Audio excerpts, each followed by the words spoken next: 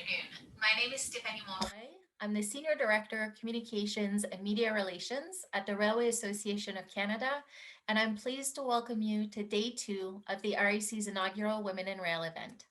Merci de vous joindre à nous en si grand nombre à cette première édition de l'événement Les femmes et le chemin de fer de l'Association canadienne des chemins de fer. If you missed yesterday's event, the recording for that session, as well as today's, will be available on our website for 30 days. I highly suggest you have a listen.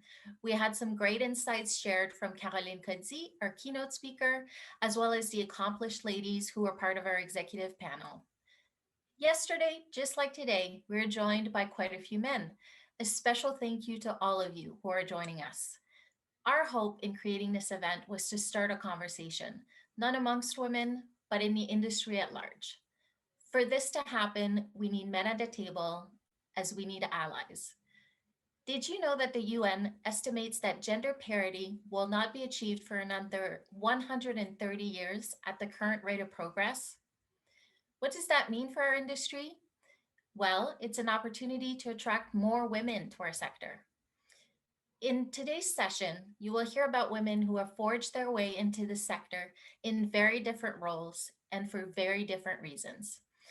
We heard that young people today, women especially, want employment that provides a connection to purpose. We have a great opportunity to remind them of the integral part that we play in our supply chain. Every day, we help move people, goods, and the economy. We're also an industry in motion, in the middle of a wave of transformation and innovation. That's exciting for many reasons, not least of which because of the new opportunities this will create.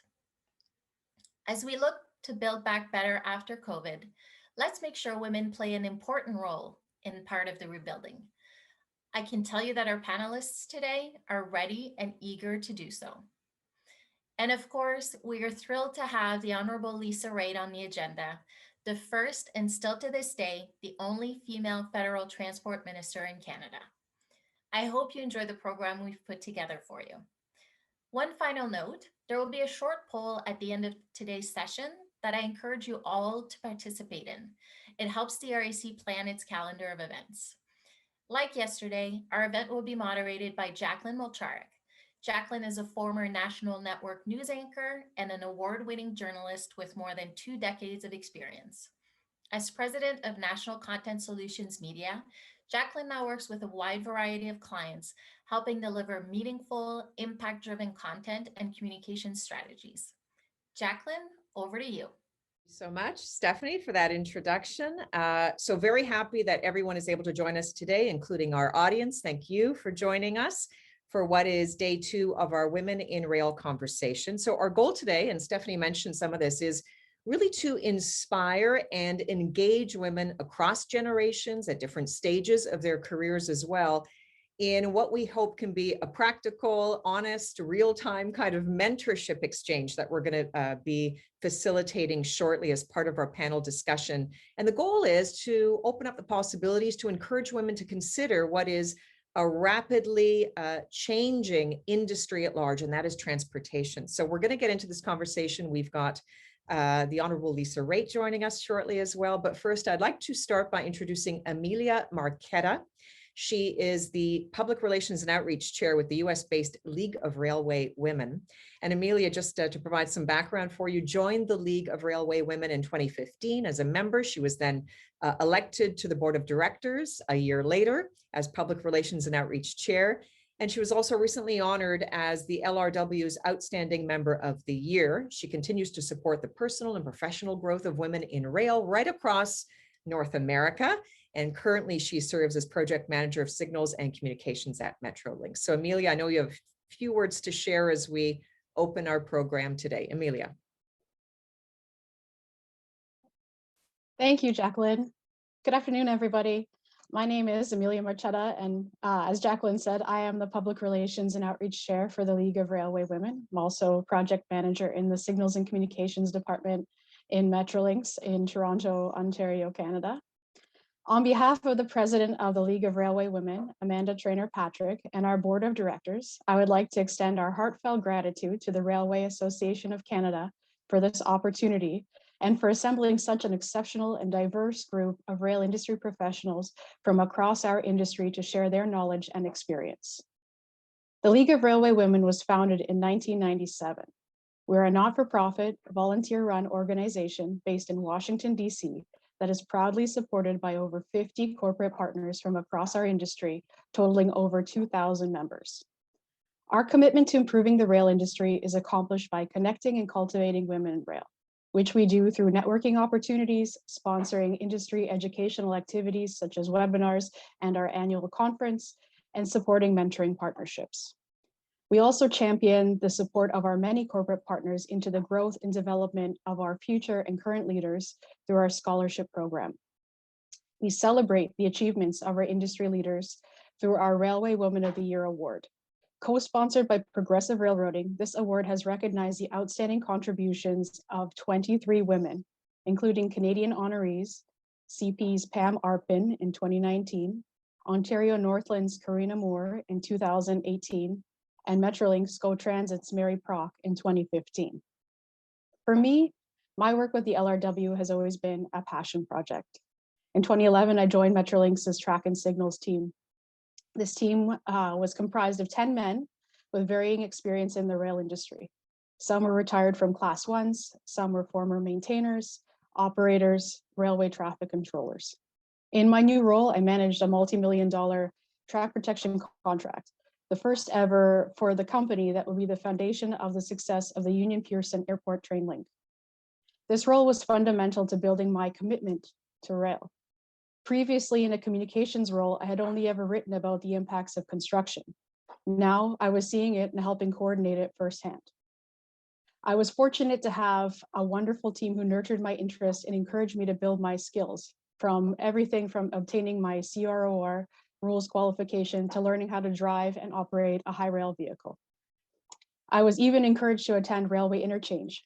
This is where I connected the dots to the LRW and became involved. I joined the League of Railway Women in 2015 as a member and was elected to the board of directors in 2016 as the Public Relations and Outreach Chair. Throughout my time with this wonderful organization, I have had the privilege to learn, gain new insight into our industry, and make some lifelong friends across our continent. This experience has been so enriching to me as a professional and as a person. That is why events like the RIC's Canadian Women in Rail are so important.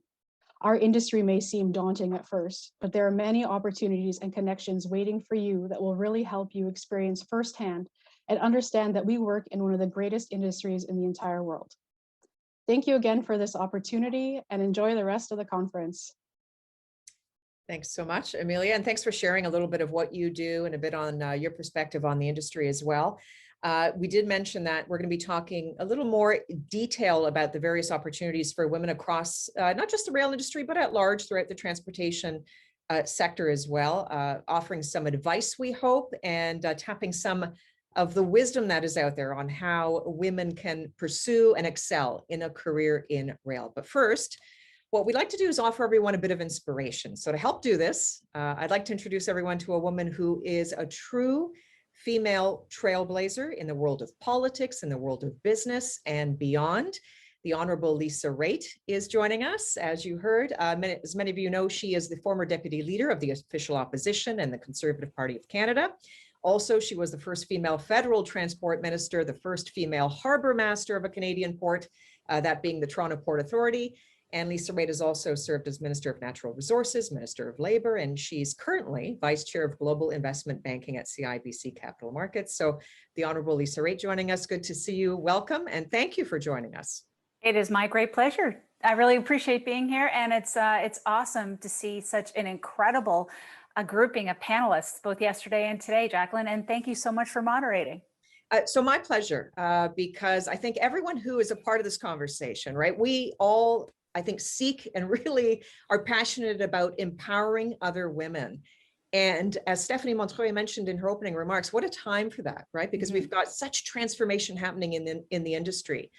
But I also want to talk about the personal, part of what all of us do, because it's always a balance. And for you, you really are an inspiration to so many women, really battling through the corridors of Parliament, battling through the business world, now the boardrooms of corporate Canada, but you also battled personally and are battling personally. And you shared that very publicly recently with your husband's diagnosis of early onset Alzheimer's or dementia. That's a tough thing to do. And to go public and share that personal battle at home, why did you do it? Obviously, you see the benefit, right, of sharing these stories.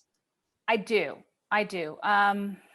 It's a great question. You know, when Bruce was first diagnosed in 2016, he was the CEO of the Hamilton Port Authority. He was 56 years old. And I'm sure a lot of people, when they hear me say he was 56 years old, go, wow, that's not really far off from where I am right now. And to say it was a shock is a complete underestimation of the emotions that we went through. And we were not sharing at that time, Jacqueline. We did not talk about it. Bruce didn't tell his work right away. I didn't tell my colleagues right away because it's just so all encompassing, the enormity of getting a diagnosis like that. But as time went by, Bruce found it to be very helpful, and he found it to be very empowering for him to discuss his disease and to at least provide what he could in terms of advice. And his advice at the time was, we need to find a cure for this. He kind of knew, I believe, that his time was going to be limited in his ability to put forth any kind of good path forward. So what he wanted was a cure, and he wanted a cure for himself selfishly, but he wanted a cure for others who were going to get diagnosed. And then we went quiet for a little bit as we just enjoyed life and ticked off all the things on our bucket list that we could still do together, knowing that there's a giant clock in your lives at any given time when you have Alzheimer's. And then when, unfortunately, behavioral symptoms took hold of Bruce unexpectedly, violence and really difficult circumstances, I decided that I was going to go public. And the reason being is that I realized in my research that I wasn't the only one experiencing it, and that was the ultimate stigma, that your husband or your spouse, could be your wife, who was really well thought of in the community, suddenly becomes this individual you don't recognize. And I think it's more important for us to talk about it than it is to preserve this I guess, image of what the person used to be, because it's not the person, it's the disease, and the disease deserves to be outed. So yes, I'm very public about it. And I hear from people all across the country wanting to share with me their story so that they also get heard. So I incorporate a little bit of everything as I go along. And update on Bruce from yesterday, for those who follow me on Twitter and Facebook. I visited him at Baycrest Hospital. He's been in there for about 6 months now. We are on a good path. We think we have found the right mix of medicines that are going to keep him calm so that he doesn't reject care, it doesn't endanger care workers. And next step after that would be a long-term facility a long-term care facility that's going to give him the nursing care that he needs, as well as the stimulation that I can provide by going and visiting on a more frequent basis. So that's our goal, and one step in front of the other. Yeah, so our thoughts with you, and also Thank you. huge admiration again, because I think a lot of women hesitate to share sometimes what is happening at home. And I think sometimes we don't help ourselves, right? Because, we are the whole being, right? So we all have jobs, but, everything at home affects your professional performance as well. And here we are talking about the place of women within a male-dominated industry at what is a time of great opportunity, but also great challenge, right? I think everyone can relate to the struggle at home right now through COVID. And so all the more important to share that story. And so again, thank you for that. But how, personally, as we mentioned, you've been a trailblazer, so many firsts as a female. What has been that constant motivator, that source of strength? Because it's not easy. And this is an entire few panels, I'm sure, if we were going to discuss, breaking that glass ceiling, trying to navigate what is a male-dominated industry. You've been in several of these. Yeah. How do you do it? What's that secret? I don't know if there's any secret. I mean, most of the women that are listening in and who are on these panels have all done it, which is there's a lot of hard work. You just do the work that's associated with being in a position where you can marry up your knowledge with the opportunity that comes along. And I guess the big difference is, how do you actually execute on that opportunity? And in my case, I asked for the job when I was a lawyer at the Toronto Port Authority. I said, why shouldn't I be harbor master? And it really did send a bit of a shock throughout the system, because a harbor master in Toronto traditionally was the sea captain who came ashore, who was going to settle into a wonderful life of being the guy who gave the beaver hat out to the first ship that came into the port at the beginning of the year. And I looked at the job and I said, no, this is a job about rules and regulations. I'm a lawyer. I'm going to draft these rules and regulations, and I think I should be harbor master. And the board, they decided that it was a good idea, and they let me be harbor master. And the very first time I presented the beaver hat, I was 8 months pregnant with my first son, John Collin, and I was massive. And I'll tell you, it was an experience for everybody within that small little shipping community in Toronto that I ended up being the harbor master. But it works, and across the country, you will see that there are many, many female harbor masters, young female harbor masters who have come up through the ranks, who focus on security and regulatory matters within the harbor. And I'm proud of that. And if I was a first, that's great. But what's important is that I wasn't the last. So, you clearly, you are a woman who knows her value. And, we had a bit of a discussion in our first panel that, this was one of the recommendations, right? Know your value as a woman. Ask that question as you did. Put your hand up, say, I can do this. I love to do this. Is there an opportunity? What do you say to other women who ask again, what's that secret? Knowing your value. It sounds easy, but how do you know that? What do you do? What do you recommend? Yeah, I wasn't afraid of the work. And I think there's a lot of women out there now, especially who know that they can do the work. I would say this, you're probably ready for the job sooner than you think you are. In my experience, men certainly overestimate their abilities and women definitely underestimate it. And they say, I need a little bit more training, or I need a little bit more experience. And I would say just go for it and ask for it if you think it makes sense. There's no harm in asking. But that being said, I'm going to share a big secret with you. To this day, I am terrible at asking for proper compensation. Absolutely terrible at it. I do not discuss compensation very well. And I kind of hid out for the last 15 years in government sector, where pay equity is ruled by law. The job isn't about whether or not you're a woman or a man as a member of parliament or a minister. You're all paid exactly the same. So I haven't had to have those hard conversations about compensation in a very long time. And then when I do that now, I find myself doing those same gut checks about trying to figure out, well, what my value is, and I should stand up for myself, and what are the comparables. And, you really do have to do the work and make sure that you do the ask. But I'm guaranteeing you that you're not the only person out there. If you're thinking to yourself how difficult it is to negotiate a contract, I still have those kinds of feelings about talking about money. And hopefully the next generation doesn't have that problem. But what would be very helpful, Jacqueline, is if we had just had open tables and just gender equity in terms of pay, and making sure that people understand how compensation works, and that you're all starting from a fair position. And for you managers out there and CEOs, because you're able to get away with paying a woman who's comparably qualified to a guy who's asked for more money, you're not getting away with anything. You're not saving on anything at all. You should do the right thing. You have the power to give equal compensation. You should do that. Well, and I think especially now more so than ever, right? Because all those metrics, the ESG metrics, the UN SDGs, where eliminating poverty and enabling women, is key and core. Increasingly, there's more and more transparency about these things. And so you don't want to be in that situation where you're not doing your due diligence, and that impacts culture, impacts the talent that comes to your company, right, or corporation, and also impacts the kind of investment. And you know all about that from your current role. Yeah. Let me just ask you in terms of the role that other people have to play, right? So men as advocates, what would you say in terms of the other elements that can help empower women? So since our chat last week, I want to follow up with one thing on the pay part. I absolutely enjoyed a Globe and Mail series of articles written by Robin Doolittle at the beginning of the year, because in it, she started getting information from law firms about how much female partners were paid versus male partners.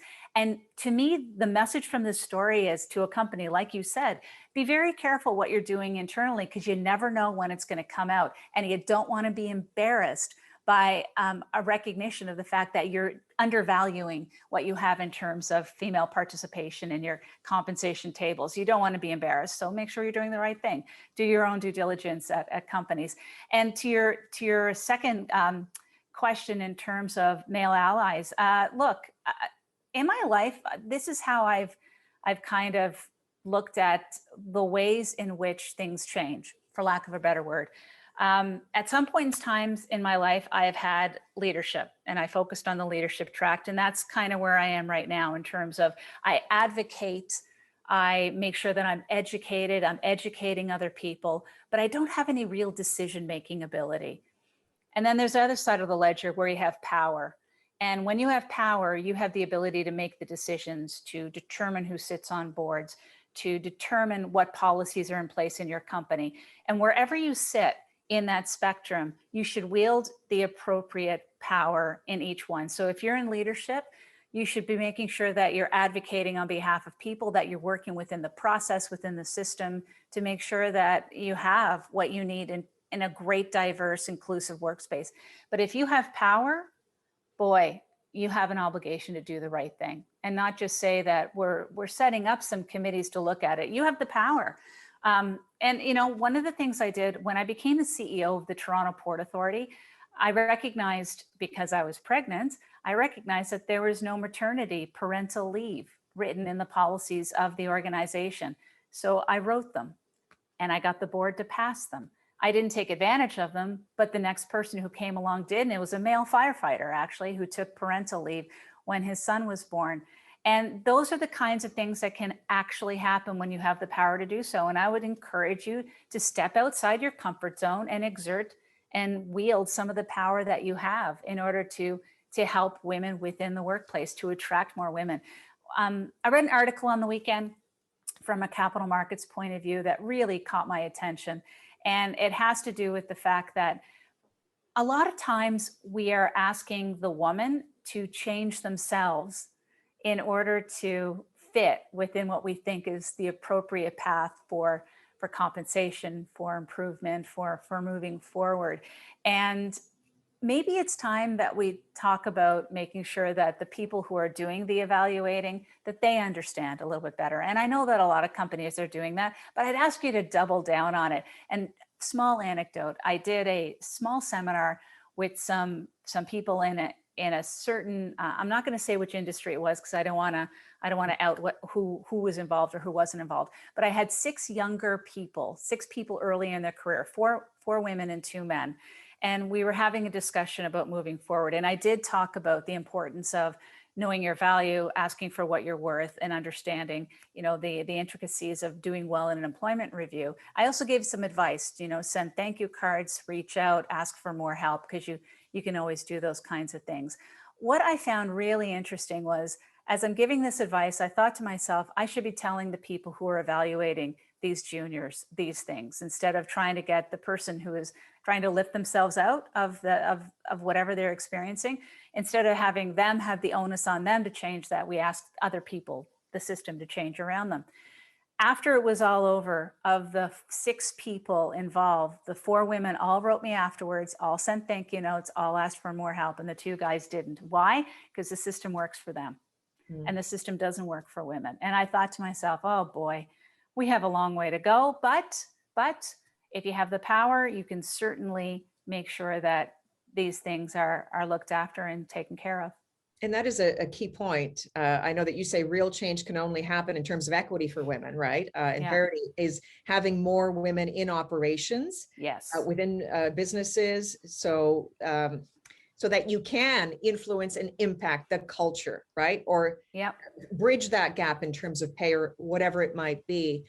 Can you speak to sort of the change in the workplace right now? A lot of remote work, and you know, as we touched on, a lot of women maybe dropping out of the workforce to be caregivers, and then maybe eventually getting back in, but getting back will be a challenge. Here we are, we're innovating, industries are transforming, but we're in this new sort of half work from home, half in the office. Do you worry about, you know, that parity opportunity slipping way back because of how the changing nature of work right now? I absolutely do. I think there's a very interesting phenomenon going on right now. And if I take a look at, you know, I live in Milton, Ontario, out on the outskirts of the GTA, and it's a commuting community. So the GO train parking lot is absolutely chock-a-block at 6 a.m. in the morning on any given day prior to the pandemic. And now there's no one there. There's no one commuting into downtown Toronto. when that changes and people are going back into work, I'm wondering what kind of decisions families are going to make, and whether or not one parent is going to choose to stay at home or both parents are going to choose to stay at home. Number one, you're saving a lot of money when you're not commuting. And that's going to be, I think, a really important decision point. But number two, you get a lot more stuff done on the outskirts of your work time when you're actually allowed to stay at home. So will there be decisions taken within families where one parent decides to stay home? Absolutely. Is it going to be women? Most likely.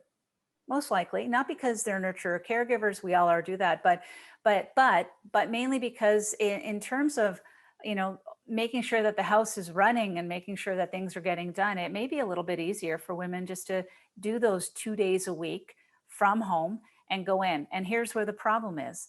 The problem is, and it was explained, and I hope it was said yesterday, Jacqueline, because I heard it on one of our pre-calls, is the danger is that decision-making is going to happen in the office after the Zoom call is turned off, and the woman who isn't in the room for the decision making in the office is left out of the discussion point because she is dialed in for her Zoom call and did what she was supposed to do, but there's other stuff that's happening at home. And I think about that a lot, and I want to make sure that as we all transition back into whatever this new world looks like, that those kinds of points don't happen because we're making people aware of the fact that it's unacceptable for stuff to happen that way. Just, it's unacceptable. And the I whole team think has so to be there.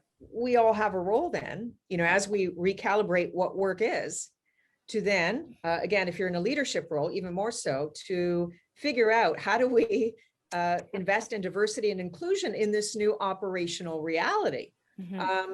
I want to ask you, just in terms of, creating the right culture, what are those things that we can do? What are things as women that we can do to help ourselves? Because we touched on this point yesterday. Sometimes, women tend to emulate what men do, and that we don't impact sometimes the culture for the better, because we're taking on attributes and characteristics that actually are not fostering the culture we're trying to create anyway. So what do we do? What can women do, no matter, if you're mid-career, starting out, or at the higher leadership level? How do we help create the right culture? Well, I don't think that we should look at changing ourselves. I think that we are who we are, and we bring and offer an awful lot to the various types of industries that we work in. And we may bring a different flavor to it, and I think that's helpful and that's important. But the one thing I think we do have to do is we have to have each other's backs, and we do have to informally and formally network and be loyal to one another and help each other on certain paths that you may be on in terms of working with each other, recognizing when things aren't proper and appropriate within the workplace in term recognition, not in terms of illegalities. But that would be the one thing that I would recommend, is form that network of women that you can find within your group, and ensure that you keep in touch and ensure that you're loyal to one another, because loyalty really does mean an awful lot in terms of moving forward together and making that true change that we're all seeking. And just, before we answer a few questions that are coming in from our audience, we'll put some of those questions to the Honorable Lisa Raitt shortly. But I want to get your sense, with your wide lens and view, and sort of bigger picture. Yesterday, we focused a lot on this, right? How not only the rail industry, but the transportation sector, the bringing back of manufacturing to North America, as we learned through the COVID, situation. We need supply chains here. We need to invest in those supply chains. So it's going to be a new template moving forward in this industry at large. What do you see as those opportunities for women? Because data, AI, analytics, the structure of organizations is changing, and we need a lot of women, I would say, to sort of help build that new future in this industry, to bring that female perspective or that unique lived experience, perhaps in another industry that many of us are coming from, right? So yeah, give us that broad view, these new opportunities, and why we need women to help build the future of these industries. So I'm going to give a shout out to a couple of places where I think that we've done well. I think that we've done really well in law. I think we have a great amount of folks who are specialists in human resources. I think we've done really well in chief financial officers and controllers. The area that you pointed out earlier, which I fundamentally believe, is we need to put more women into the operations side, responsibility for bottom line decision making as opposed to advice to somebody else who's taking the decision. And that to me is the crucial piece that we need in a very short period of time in order to ensure, like was said at the top by Stephanie, I think, that we need more than 100 years in order to get to gender parity. Look, life can change very quickly if you put the right people in the right positions and they have decision-making power and ability. So that to me is the most important thing. And I hope somebody out there has aspirations to be the CEO of a class 1 railway one day. I really hope you do, because I'm here to help you do it. I want to make sure that you do it, because I think that is just an incredible aspiration. And secondly, I think incredibly important too. And I think that's a game changer in terms of having people have that workplace that we're looking for. And I'm going to be very honest with you, and I was honest with Jacqueline about this too. My whole modus operandi when it comes to making sure that there are more women in these non-traditional areas is because these non-traditional areas are paid extremely well. They're not caregiver salaries. They're not teacher salaries. They are salaries that are extremely well compensated. And I believe that women should be looking at these places as well in terms of ensuring that they are taking care of themselves going forward. You asked me at the beginning, Jacqueline, why did I end up on the paths that I ended up? Point blank, I had no safety net. I grew up in Cape Breton, raised by my grandparents. There was nobody else who was going to give me a hand up in my life in terms of compensation or money. I had to forge the path myself, and I took risks in my career along the way, the biggest one running for politics, but it seems to have paid off, and I'm very grateful for those who were there to support me along the way. But you got to have that, have to have that desire and as well in terms of wanting to progress. So lots of jobs in the air sector, marine, gosh, so many good jobs in marine, so many good jobs in rail. And we should just see more and more women involved in the career path to get into these decision-making jobs going forward. Yeah. So know your value, feel confident that you can contribute. I mean, obviously, self-educate, learn about the opportunity so you can go in full force. But we need to have the courage. We need to know and feel that we can contribute. We need to know our value, and that takes some, work on the inside, but never change who we are, because that is the strength that now companies are looking for and need, right? It are the skill sets of negotiation, the soft skills that a lot of women bring and have experience in. So we're going to be getting into a lot of that with our upcoming panel discussion, but we do have some questions coming in. So I'd like to put some of these to you, and they're great. And thank you for those who have put forward questions. So question from Louise Smolska: your honesty with managing your partner's Alzheimer's is amazing. Have you had to step back from your career? How do you make those difficult choices? The pandemic, the timing of the pandemic allowed me to not have to make that choice, right? Mm-hmm. My job at CIBC entails working with clients. And as a result, the way that the system worked in the past was that you would have to do a lot of traveling, which I did when I was a minister, and I'm comfortable with that. But with Bruce's decline so sharp that happened in May, right around the time of the pandemic, I found myself wondering what would happen if there were not limitations on travel. Would I have had to step back? Yeah, I would have had to step back and found an alternative career path. But given the fact that none of us were traveling, everything was done remotely, I was able to do both and as well adjust a little bit about what I can and can't do in terms of growing the book of business, like everybody did. If you can't go in person, we all had to figure out how to adjust to it. So hopefully I can bring some of that into what it looks like post-pandemic. But I'm looking forward to returning to work, and I'm looking forward to traveling again, but the whole world is different. So for me, I was a lucky one, but most of my friends of my age who I know through this terrible club we call young onset Alzheimer's, they have retired. They have taken early retirement, and that breaks my heart. Yeah. Or you need, and not everyone's fortunate. You need to have people helping you, because you can't do it alone. And maybe you can do it alone for a little bit, but the task and the toll that takes is immense. So another question here that I have, and this is interesting. So we're going to take you back to politics here. From an anonymous attendee: do you believe that parliamentarians should continue to work remotely, on a regular basis going forward, or as opposed to spending long stretches in Ottawa. So this is interesting because I'll just say, to the point we just made, if you're a caregiver or you have kids at home, that hybrid way of working is maybe a good thing, but in politics, is it? 100% no. No, they got to go back.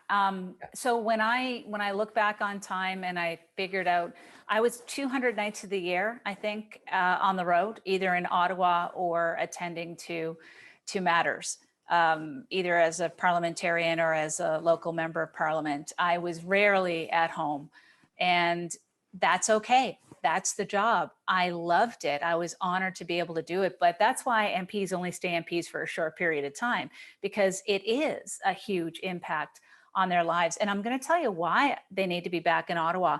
You need to see the people that you're dealing with face to face in that chamber, and you need to advocate for your representative, for the people you represent, face to face with these ministers, either as a minister or as a member of the opposition. You absolutely need to be there, because I served in government. Government loves nothing more than not having Parliament sitting. And the reason being is that there's not a lot of accountability. Not saying that they're not accountable, but listen, going to Wednesday morning caucus meetings as a minister, I tell you, you're held to account by your MP colleagues very, very clearly for decisions that you're taking as a minister. Sometimes you're held to account better by your own side than you are by opposition. So having all of these MPs sitting in their home constituencies is actually letting government off on a very easy track right now, where they can make decisions, report it out without having to look at a person in the eyes and saying, no, this is why we took this decision. I think it's extremely important that they be there. And I think we have the balance right in terms of how many sitting weeks. Yeah, and it is a leadership role, right? To your point. And so leadership, I think, is, we're expected to do a little more, do things differently when you're in that leadership position. So yep. Thank you for that. Okay, so another anonymous attendee putting forward this question: how best can you move into an operational role from something like a marketing role in business? Yeah, it's, what, that's the $1 million question. I would say volunteer to be part of specialized pilot projects or groups that have some kind of connection with operations. And I can't give you an example because I wish I could. I'd have to think about it a little bit further.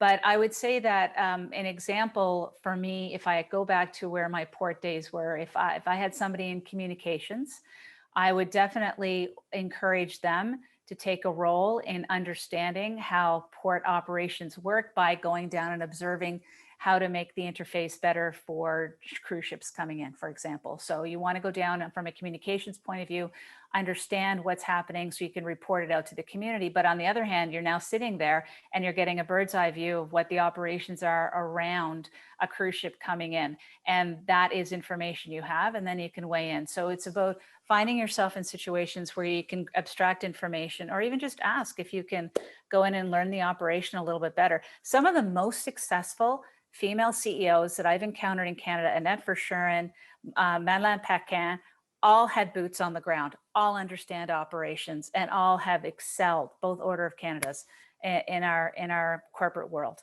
Yeah, and I would also say, speaking to a lot of corporate leaders as well, is a lot of leaders will tell you they actually value leaders who come by, maybe the top job in maybe what is not the traditional way of reaching the top or the corner office, right? Mm-hmm. Because you're bringing something in a time of great innovation and transformation that maybe is desperately needed. But to your point, figure out, what your strengths are. If you don't have something, if it's missing, do your due diligence, try to gain that experience, and then bring the best forward that you're able to.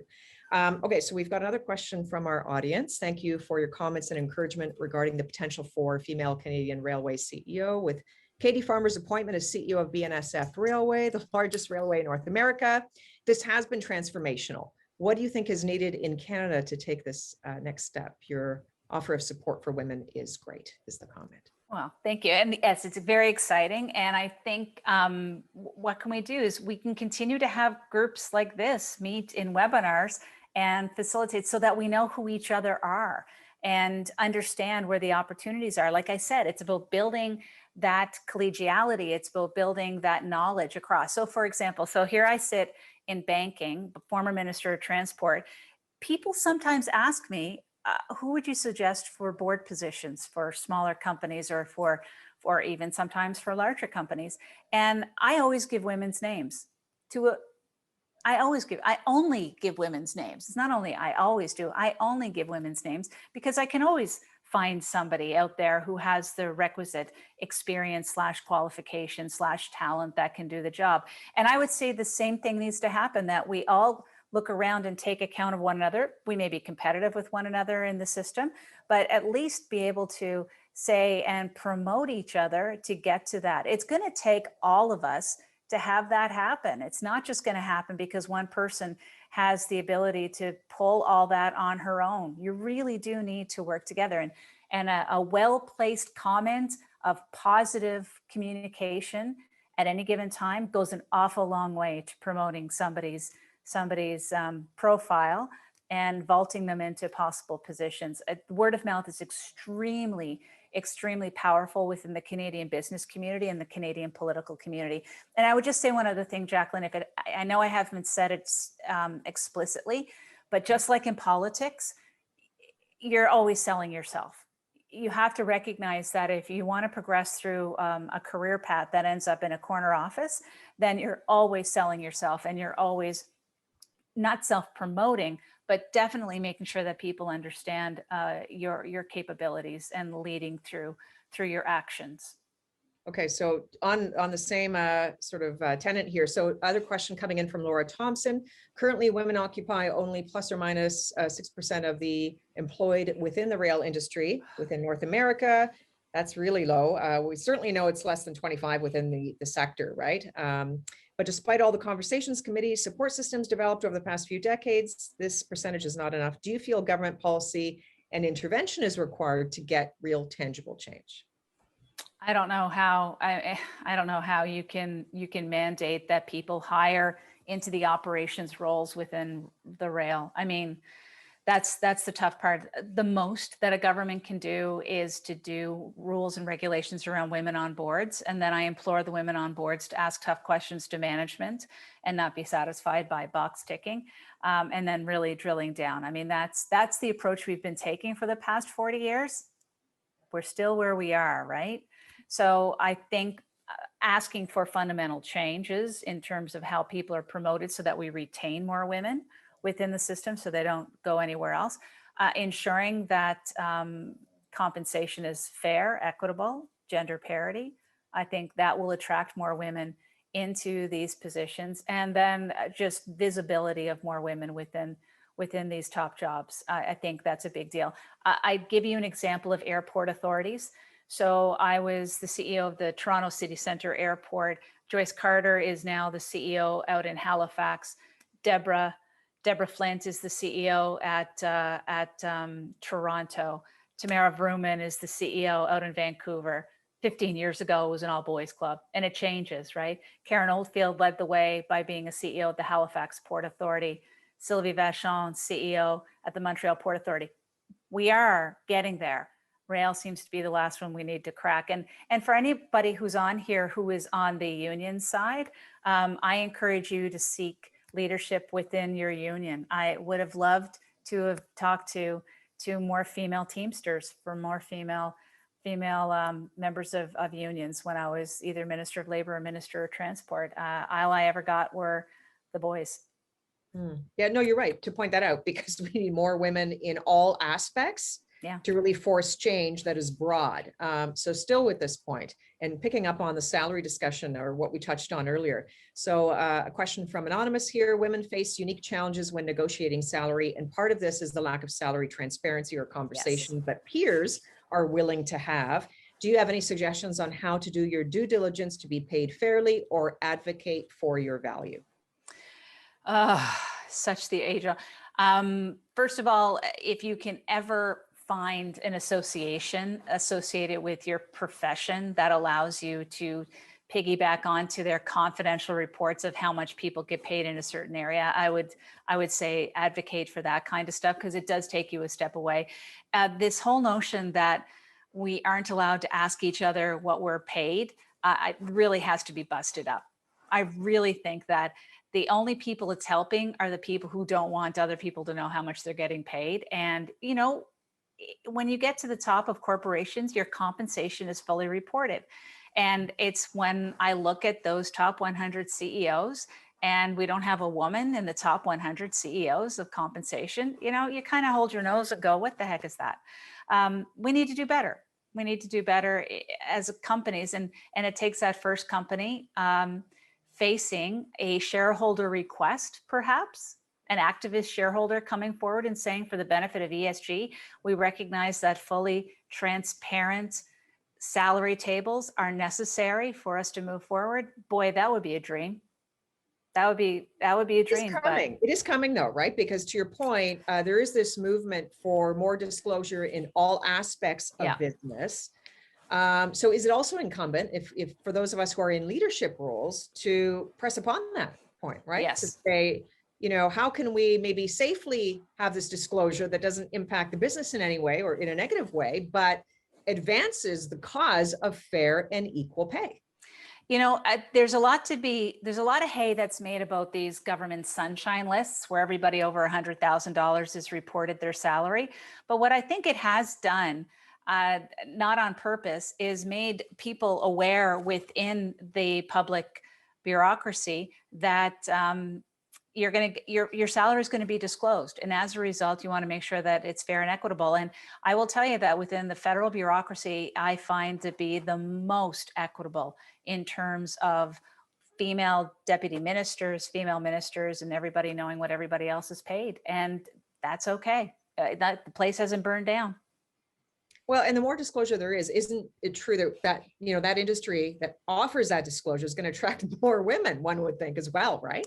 It makes life a lot easier, doesn't it? I mean, when you don't have to know that right out of the starting gate, you are 25% behind the guy that got hired on the same day you did. Okay, so I've got another question from an anonymous attendee here who's asking, just in terms of, you know, being a conservative woman. Oftentimes some policies that the conservatives might put forward, you know, have you experienced a conflict in terms of, you know, from whether it's a feminist sort of point of view or a policy or not, and that conflict perhaps between what's happening on the policy side within the party and what you personally believe? So I don't know, that's a tough one to navigate, but I'll put it to you. Oh, Lisa just froze on us. This is the advent of digital communications. Hopefully we'll get her back shortly. If not, what we're going to do is we're going to move on to introducing our panelists. So we'll just give her a few minutes here. Hopefully she'll, still frozen, unfortunately. Okay, so the Honorable Lisa Raitt has been joining us, and it's been our pleasure to have Lisa joining us. Vice Chair, as we mentioned, of Global Investment Banking at CIBC Capital Markets and former Deputy Leader of the Official Opposition and Conservative Party of Canada. So we heard Lisa mention a number of key things in terms of how important it is for women to know their value, to seek out advocates, and to also be your own self-advocate as well, in terms of not being afraid to assert your value and to pursue perhaps some of those leadership opportunities across operational roles. So really, really important advice. And we're going to put some of these points to our panelists as well. Jacqueline, I'm back. I'm sorry about that. I did not, I mean, of all the times for me to cut and for my video to cut is on the political question. I mean, seriously, sorry. Okay. No, did you hear the question, Lisa? I did, and I'm ready for it. And I really appreciate the question because at the end of the day, regardless of what my political affiliation is, as I was as a member of parliament, prior to that, I voted Liberal and I voted Conservative. I'm never going to vote anything other than Conservative now because my friends are Conservatives and it's kind of hard not to vote against my friends. But that being said, I have never felt muzzled. I have never felt that I couldn't express my opinion. I am a pro-choice woman, and I firmly believe that we have to do everything we can to make our workplaces equitable because it's for the betterment of the country. But I also believe that too much spending and a big government is not healthy for the country. So my conservatism lies on that side of of the ledger, for lack of a better word. I'm a fiscal conservative, always have been, counted my pennies, learned from my grandmother, right? Only do what you can, live within your means, that kind of stuff. But on the social side, I'm also very progressive. And I have never felt stifled in any way, shape, or form. So, that's just the way it is. And now that I'm free from politics, I get to speak out on stuff. So it's kind of fun. Yeah. So we hope you'll join us again in some capacity soon. So much to talk about. And as we may mention, the transportation sector, the rail industry undergoing huge change. So the good news within that is the opportunities for women.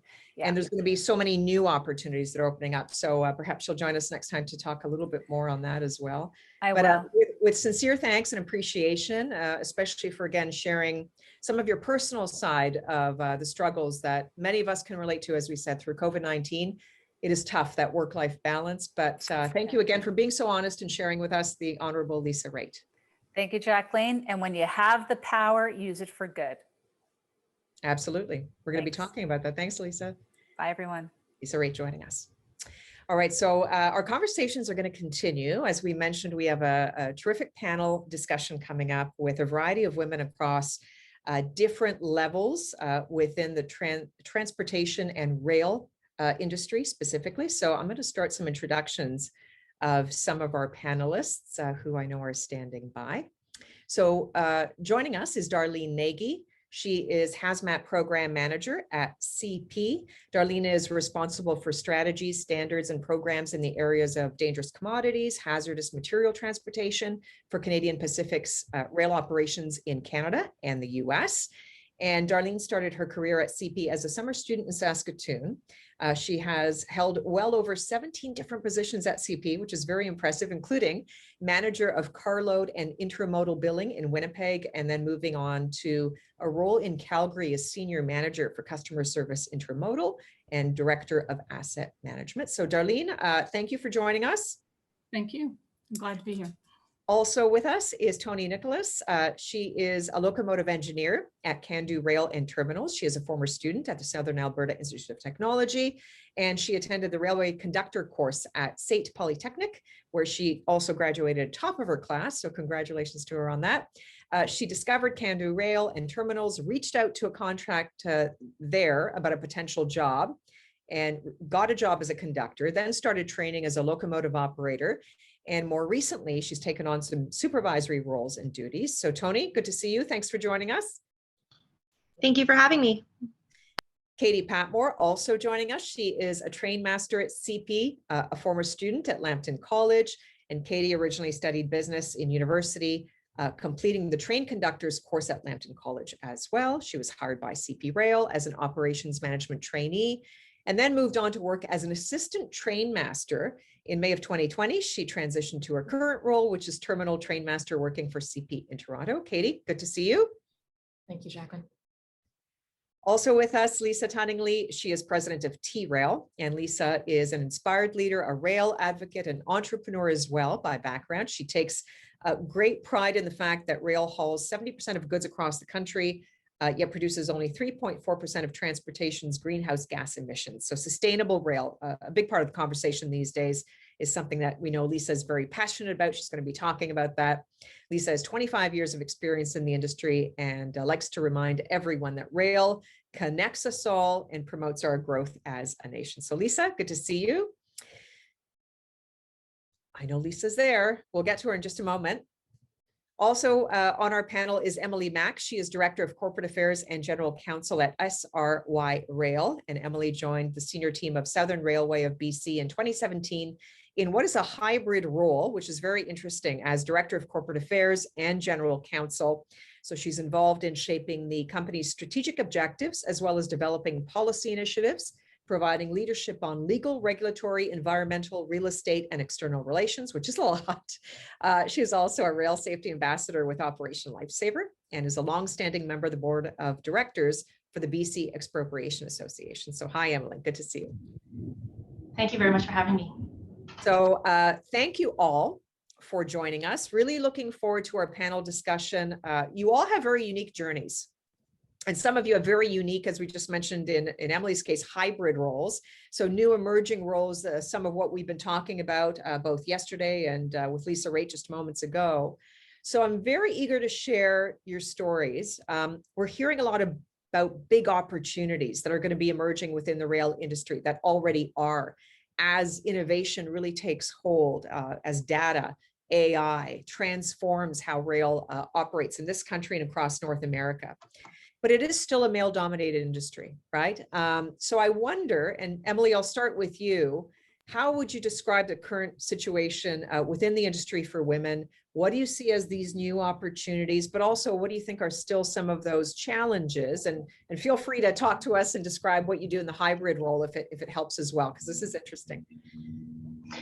Thank you very much, Jacqueline. I think to understand railways, you have to start with the misconceptions. I think that there is this prevailing idea that working in the railway is rough and it's tumble and it's dirty. We're talking about diesel smoke and people swinging hammers and that it's this burly job. And that's the only kind of job there is in the railway. And when people believe that that's all the railway is about, it prevents them from wanting to join the railway. It's hard for us to attract talent to come and work at the railway. And the job that I have is I'm a general counsel. I'm a lawyer, and I also handle public relations and government relations. And I remember that, you know, I started off at a private law firm. And when I told my parents I'm going to go work at the railway, my dad was like, why would you go and work at the railway? Because he had in his mind that it was going to be that traditional romantic idea of what it means to work on the railway. And it's not lost on me, being a Chinese woman, that I'm now working for the railway, and we helped build the railway 100 years ago. So, you know, we start with misconceptions about what it means to work in the railway. And today, the railway is not what it used to be. There is a job here for everyone. And we've heard it over yesterday and today.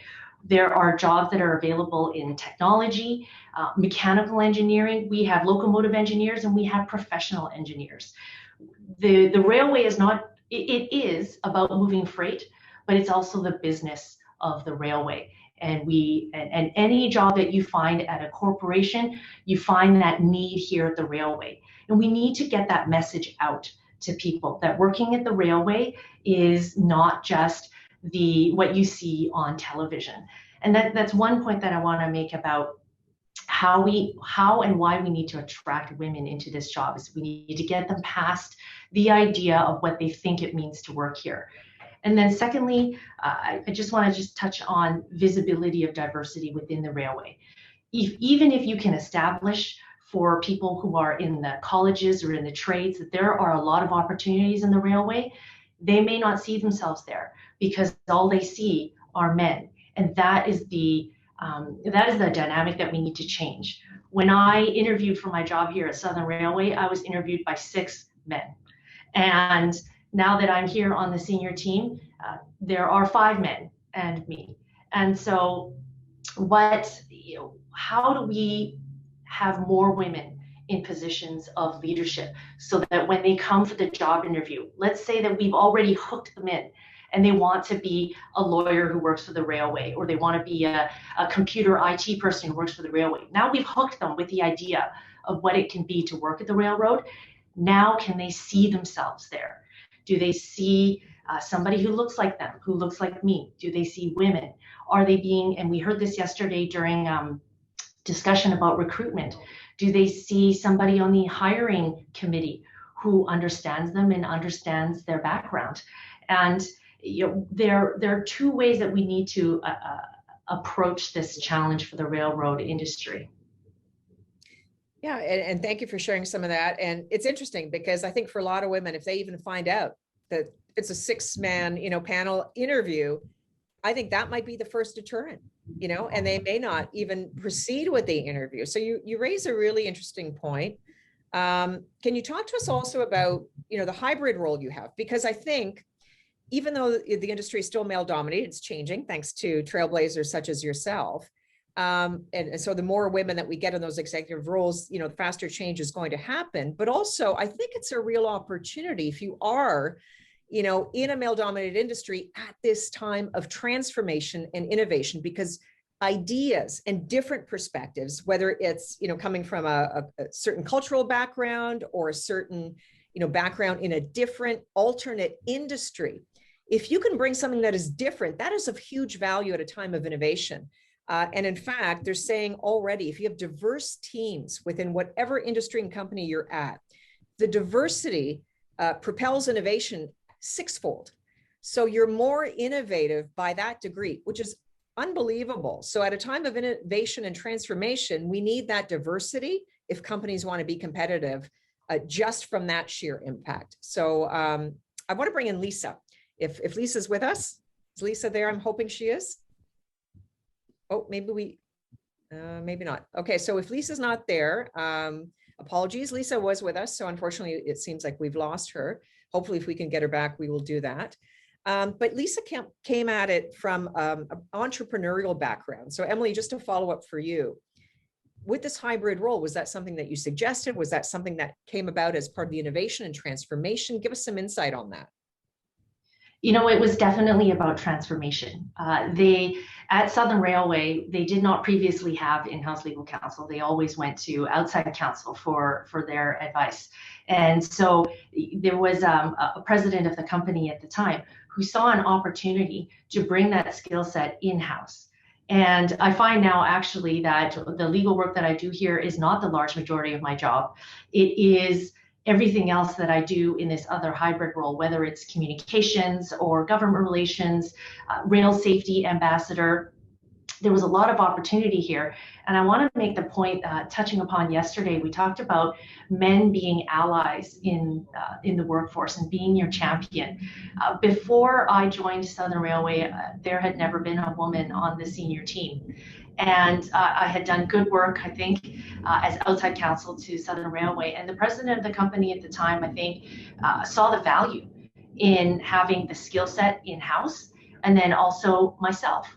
And he became a champion of mine to lift me up into this position. And you know, so the previous president, he opened the door and he gave me opportunity, and today's president is letting me stay.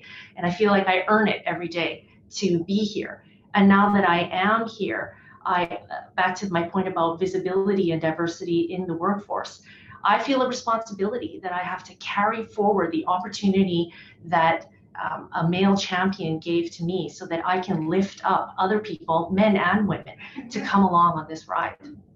Okay, I do see Lisa. I'm hoping, Lisa, are you there? Can we hear you now?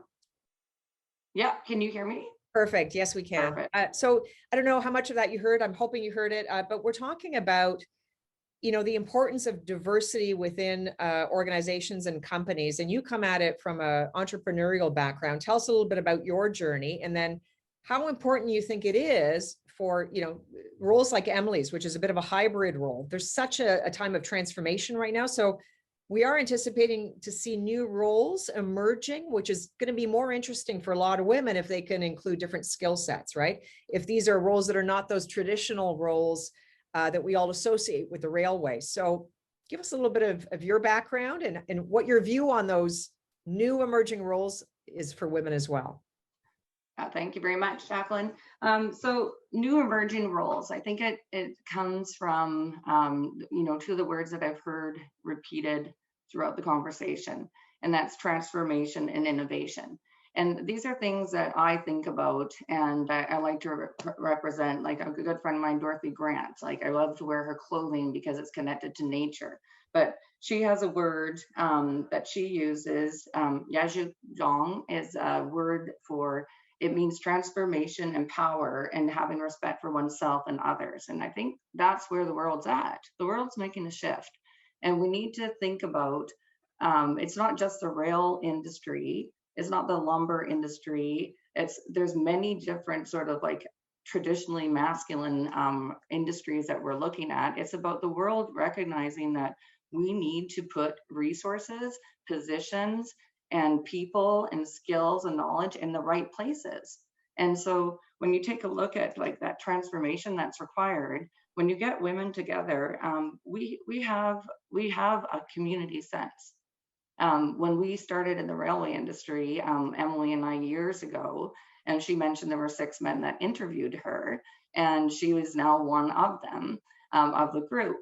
There should be more, but women aren't thinking to go to these roles. So if we can have more dialogue about, hey, Canada, there's a huge amount of resources. We are such a rich country. We have such freedom and rights. And then tie and cascade that down to rail and its importance.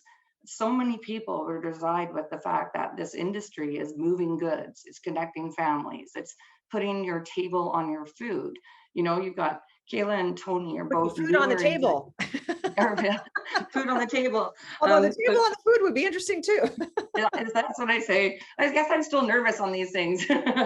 But when you're looking at new people starting, it's very much like a locomotive is huge. It's very intimidating. It's when you get a key for it and you think about moving down the tracks with that, like that's a different experience. Where are we showing people the experience of rail? Where do we get to see, like, did Tony and Katie get to see what it was like to be on a high rail before they made the choice to come into the railway industry? So there's a bit of a transformation required where rail's secret needs to be cracked, and we sort of like show everybody, like, look at these cool jobs, right? Like what we do is we can be outside, we can have inside jobs. There's so much diversity in what we have to offer, but it's different. It's a different world. And so how do we get used to different? The world wants different now. I don't think everybody wants to be cookie cutter. So I think it's a perfect time for transformation and innovation and people to come and join our industry. Well, I Did love that that. answer your question? Yes, excellent. Thank you. And I was just going to pick it up on the world wants different. I think that is so key, because one could argue, right, that a lot of the traditional systems, even traditional roles that we have in traditional industries, have been built by men. And, you know, a lot of that has served us well. Some of that has not served us well. And so in a time of innovation, again, and transformation, different is bringing in different perspectives. Different is bringing in different skill sets.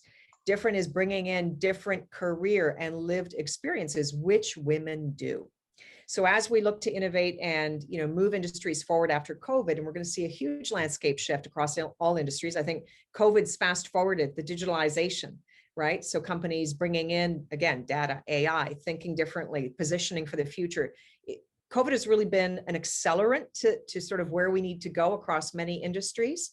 And to the point you made, so I think it's a Haida piece of art, right? The scarf that you're, okay. So, I mean, some of those new roles are different ways of outreach to communities as well. And again, I think there's a powerful way and role that women can play in what has to be transformational communication in some of those areas as well that we're seeing. So all really, really great points. And I'm grateful to you that we were able to get your audio back. I want to also bring in Darlene, because Darlene, you're sort of at that mid-level managerial role. So from your lens and where you are within the rail industry, what do you see in terms of some of the new roles or opportunities that are there or emerging for women, but also maybe some of these still challenges that exist?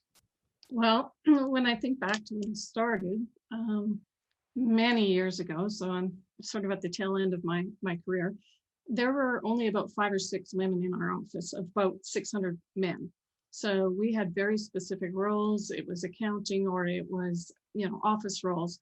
We were not allowed to be train masters. We were not allowed to be conductors, engineers. There were no women in mechanical, no women in engineering. It was completely male dominated. So now when I look around our office and I see, you know, engineers in training in our engineering group, I see women running our gangs out on the engineering track. I see women in the office, in our mechanical, that are deciding where rail cars should go to get fixed. I see people in our logistics teams, product design, CP police. We have women in our CP police, which is, you know, fantastic. We have, there's real estate, there's lawyers, there's so many places that we can go. And then I see people like Katie and Tony, who are now in those roles that I was told, I asked to be in those roles and I was told you can't go there. And I see them in those roles, and I'm so proud and I'm so excited to see them in those roles and just know that, you know, where they're going to end up and the things that they're learning. There's so many countless opportunities. It's just fantastic for them. And how many years ago were you, I mean, without revealing too much, we don't want to go to age, but I mean, I'm are we fine. talking, how Well, many years ago? when I started, I originally started it in high school in 1981, and we didn't even have computers. So Yeah. I mean, we're going back a ways. And then when I started full time in 1986, it was still, I had a coworker who wanted to be a train master and was told, no, you can't do that. That's a male role. Okay, so let's bring in Katie and Tony, and maybe, Katie, I'll start with you. You're a train master at CP. Tell us what you do. Tell us about that experience, because to Darlene's point, not that long ago, it would have been really, really hard, I think, for a female in that role. And maybe females might not even consider that, or others would not consider a female for the role. So tell us about your experience.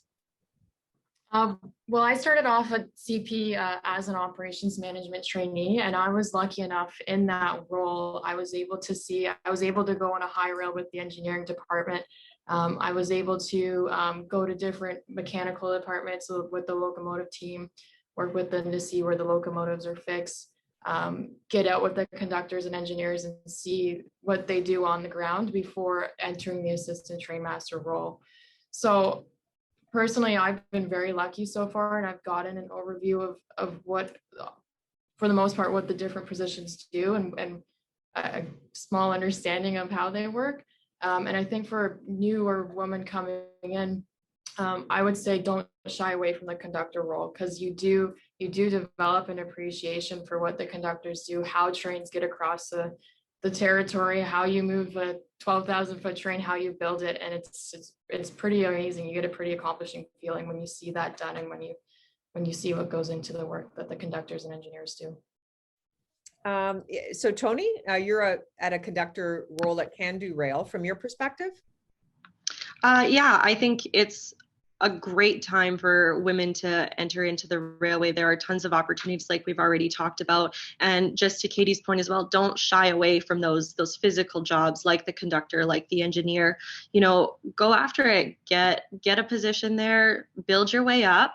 Figure out, how the railway system works. Yes, the conductor level is an entry-level job, but there are so many branches to go off of from that, and you get a huge understanding of how things work and how the train gets across the tracks, right? And if you wanted to enter into the business side of things and you wanted to advance up, and you get an understanding and you get the whole picture. I think you raise a really, really important point, right? Is that don't forget that if you're starting in one role, that doesn't have to be the role that you have for a lifetime. It could be if you really enjoy the work and you're great at it, right? You could still even innovate that role at whatever level you're at. But to your point, in this time of huge transformation and innovation, there are new roles that are going to be coming up all the time. It's even possible, I think, across many industries, if you see an opportunity to then say, I do see something, or an opportunity to evolve something, or I see a missing link here, right? So sort of to tap that entrepreneurial mindset and to actually innovate within the company and be a key contributor in that innovation process. So just, Tony, I'll just follow up. What would you say to women who perhaps still see roles within rail as very traditional and may not really be aware of the innovation, the transformation that is happening or around the corner or that is coming? Because, rail's a key part of the future of cities. Rail's transforming the future of cities. We're going to see huge changes coming that are already in play. When it comes to freight, the transportation, logistics, supply chains, we're going to see huge transformations there as well. So share a little bit of wisdom just from where you're at with some of the women who are maybe thinking about a career in rail. I would tell them that I was in the same boat before I got into this position. I thought this was exactly like Emily said, this is a burly type of job, right? My 5'4" self, where would I ever fit in? But taking on that role and giving it a shot and finding that, there are tons of different backgrounds and different genders that do this role. And there are a bunch of different avenues that you can find as long as you're willing to try. And I think that this conversation and raising awareness that, there are tons of opportunities for people of all shapes and sizes to enter into this growing industry. It's a huge opportunity. So you really need to just do your research, take a look at what opportunities are out there that fit for the personality and the lifestyle that you have, and go for it. Yeah, we'll talk about that, balance or work-life balance. We started to talk about it with Lisa Raitt, who joined us a short time ago, but I think it's worthwhile exploring that as well. But I want to just go to Darlene for a second, because Darlene, it was interesting. You initially, I believe, started your studies and you were gearing towards a career of being a teacher. Is that right? Yeah, early childhood. Yeah.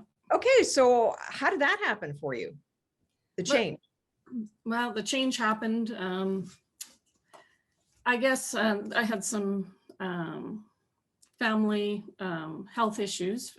My husband at that point in time had lost his feet. He was working on the rail. My mother was quite ill, and the rail was offering me a consistent, good wage. So I thought, okay, I can do this for a couple of years.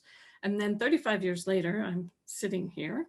But so some of the things, though, that I could take away from that early childhood or those teaching was, the skills that you would learn or you would teach to children, or that you would use is, your listening skills, your taking turns skills, your being nice to, one another skills, or, the things that you can use at a meeting, which you don't necessarily always see. So, some of those Transferable skills. Very transferable. Yeah. And so, I learned when I was working in Saskatoon, I learned every job there was. And once I moved to Winnipeg, they said, hey, do you want to be a trainer? And I thought, well, this is right up my line. This is what I trained to be. So I became a trainer. And from there, the positions just kept, I just kept falling into my lap, sort of thing. So. But you raised, you made a really important point. Sorry to interrupt there, but those soft skills. So if for those women who are in other jobs or industries and you're looking to explore things within rail, don't underestimate the importance of those soft skills, especially for managerial roles and leadership roles. Because if you can't lead or relate to people, that's a huge setback in a lot of jobs. If you have those skills already developed, maybe not in the exact same industry, that is huge value. So speaking to knowing your value, really, really important. But go ahead, Darlene. Sorry. And one of the most important skills is listening, because I find a lot of people listen to answer and they don't listen to understand. And if you can listen to understand, you are way ahead of the game. And, you can start then looking at, the processes or the procedures or the answers to some of the questions that are around you. So those are some of the skill sets that I could bring forward. There was a few things that Lisa had talked about too, about, knowing your worth and knowing what you're valued for. There was a few times where I didn't feel like I was being valued. And so I chose to move to different positions. And, if you're not happy going to work, if you don't have a sense of belonging, then you're not going to be happy and you're not going to do a good job. So, I think that it's very important that you need to know your self-worth and you need to be valued for the work that you do. Okay, and you're referring to Lisa Raitt making the point, but I'm going to bring in our other Lisa as well on that. Just curious to get your reaction on some of this, Lisa, in terms of sort of finding sort of what you can contribute from a soft skills standpoint as well. Could you shed some light on that from your vantage point at T-Rail? Yeah, I think that soft skills are underestimated and that they're very powerful. And so just because things don't have an abrupt stop, like if it's still a very valuable trait. So I'll take a soft skill. We really care about our customers and we really want to make a difference. And sometimes, we might take it too far where we're doing things that maybe we should draw a line on a contractual basis or this, but we want to set forward a premise that customers and the world today, it's about caring.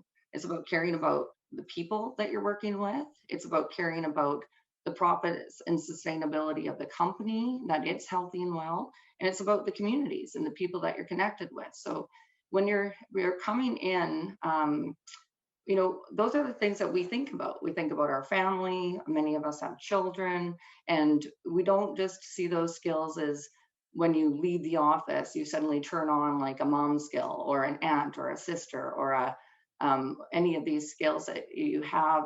You don't even see them maybe relevant or on your resume, but consideration, compassion, having manners, having proper etiquette, being unapologetic about who you are. Like showing up and knowing that here I am, we want to treat you well. We've got this large project, gratitude, expressing gratitude in the workplace and telling our clients that, like, we are very happy that we got this work. We're really looking forward to it, rolling it out, making sure people understand, asking them questions and feedback. So we do have that in our day-to-day work, and our business is these very soft skills. And then I think, you know, when Tony was talking earlier about learning things, this industry is so cool because you can just learn so much.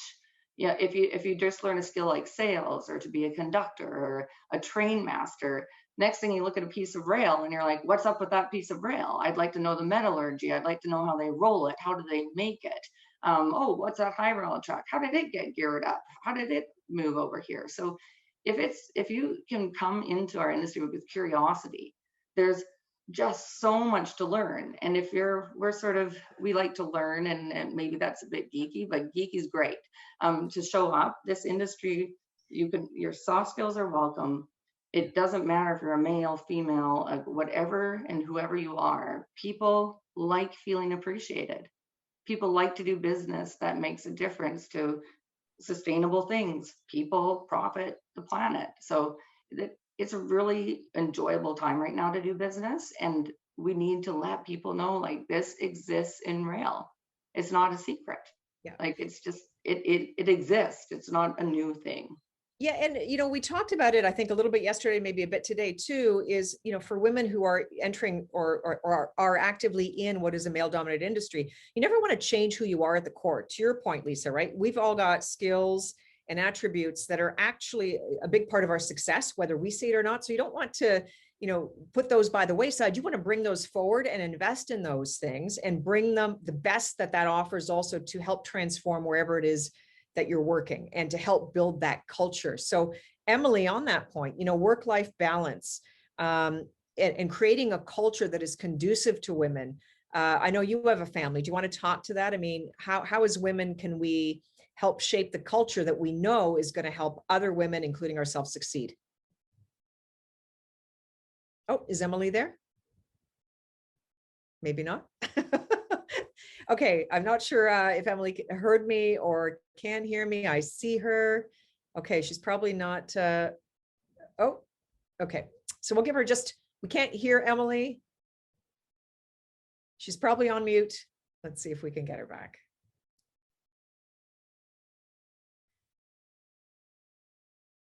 Oh, okay. We'll give it another minute or so, and if not, I'm going to bring in our other panelists. Okay, so I'll let Emily work on her audio and come back to her. So Lisa, maybe what I'm going to do is just move it on to a question that I'm going to put to Katie and Tony. Again, sort of at that earlier stage of your career, can you share with us just how you got into the industry and what your initial observations were? And, you know, what if you could change or impact something for the better, what would that be? And Katie, maybe I'll start with you. So I first started in the industry, well, learning about the rail industry at Lambton College, and that's where I took the conductors program.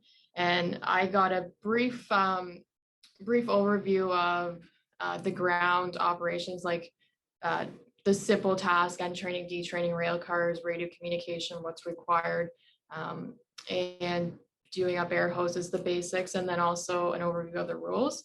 And from there, it piqued my interest, so I continued on with it. And I started as an operations management trainee. And that's where, as I kind of stated earlier there, I got to the opportunity to go to different departments and see what was also out there other than just a conductor. And that's where it piqued my interest, is that, like Lisa mentioned too, if you're curious, there's so much you can learn. So I just kept learning and soaking up what I could, and then continued to an assistant train master and train master. I think, throw the question out there, I think one of the things, because this industry has so many people that have 25 years experience, 20 years, down to people like me who have 2 years experience, what would your advice be towards building the strong work relationships with people so that we can focus on the communication and communicating with people with different experiences and different different backgrounds. Okay, so question from Katie. Thank you for that. To either Darlene, Lisa, or Emily. Is there someone who'd like to answer that one?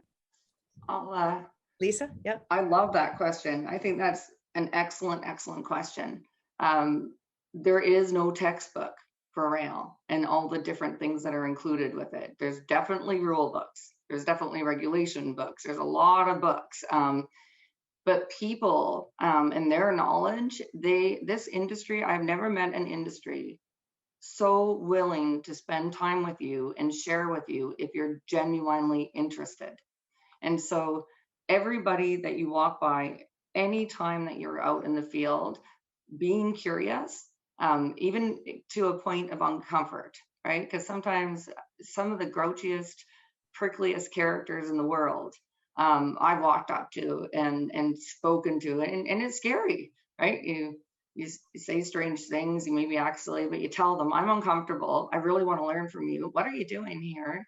And you get a different perspective. And so really, like, my life is just an accumulation of perspectives, and then going and investing in like books and going home and studying the internet and really diving into it, and ask those people for their names and numbers, ask them for their emails. Would you mind if I contact you?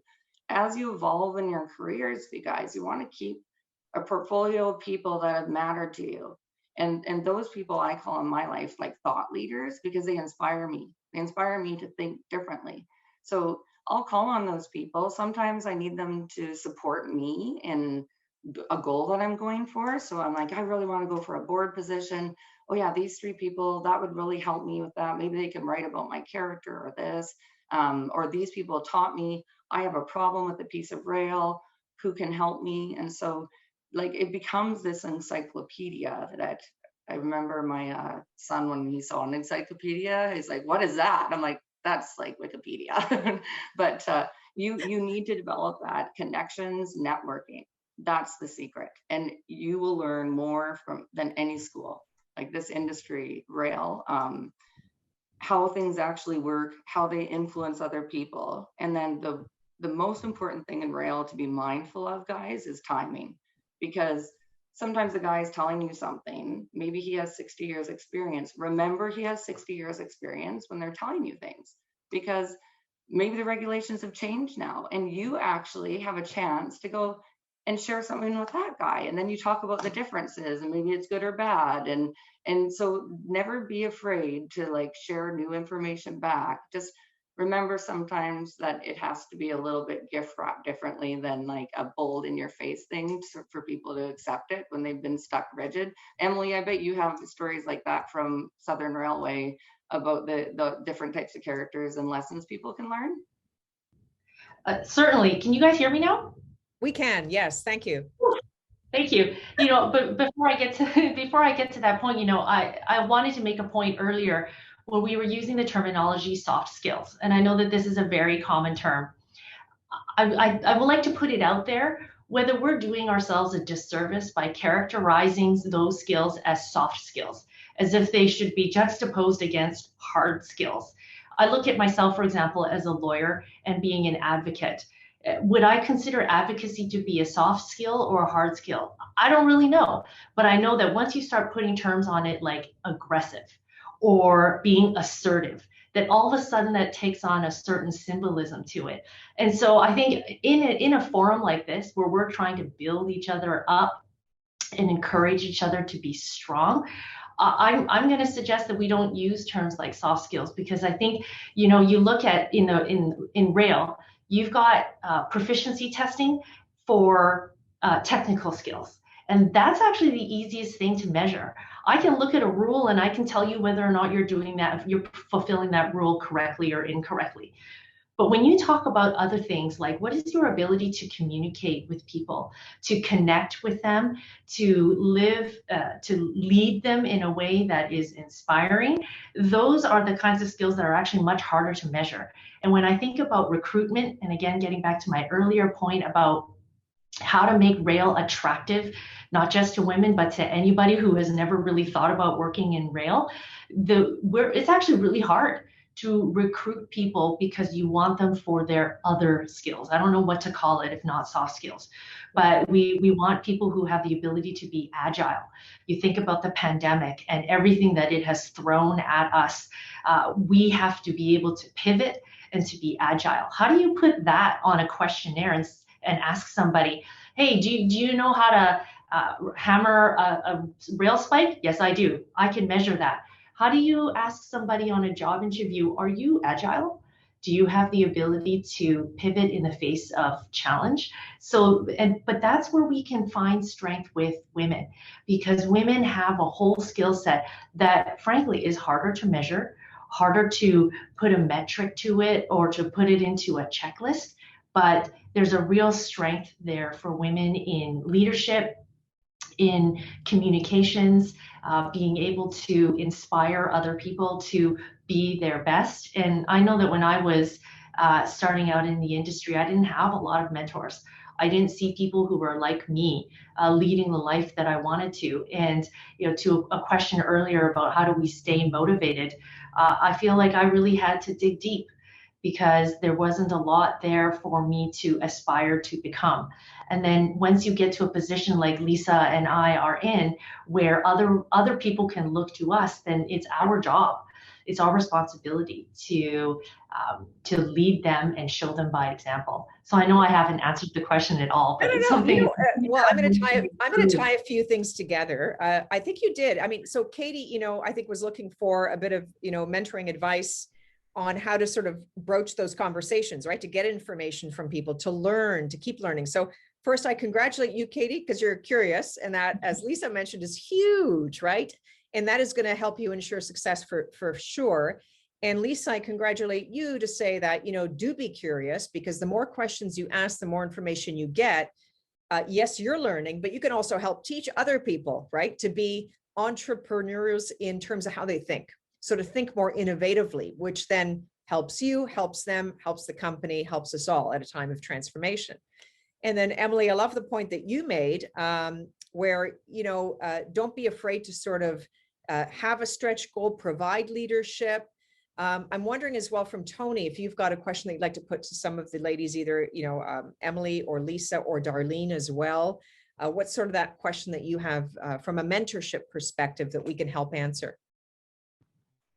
My question is just similar to Katie. It's just building those relationships and, expanding out on the type of roles that are available once I'm already in this entry level role, chatting with a supervisor. How did you get here? What is your background? What are your experiences? Talking with locomotive engineers who have 40 years of experience, what type of thing has kept you going? What type of thing has kept you here? That can motivate me to continue with this career path. And it's a huge point of continuing to ask questions and building relationships with people. And my question is just how to continue to do that through these different avenues and different railway companies that we have access to now. And Lisa saying, keep a list of people who are important to you is a huge thing that I'm going to take away from this. Does anyone want to jump in? Darlene, do you want to jump in on that maybe a bit? Well, I guess the one thing I would say is, I've been here for 35 years, but I've never had a position for longer than 7.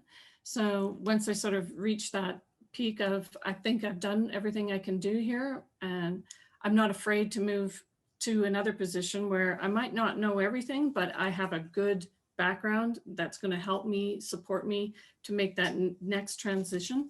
I've had a lot of fear moving to some of those positions, but it didn't stop me. I felt empowered by people around me. And as Lisa had said, keep the names of those people who are, near and dear to you, or who are willing to answer those questions.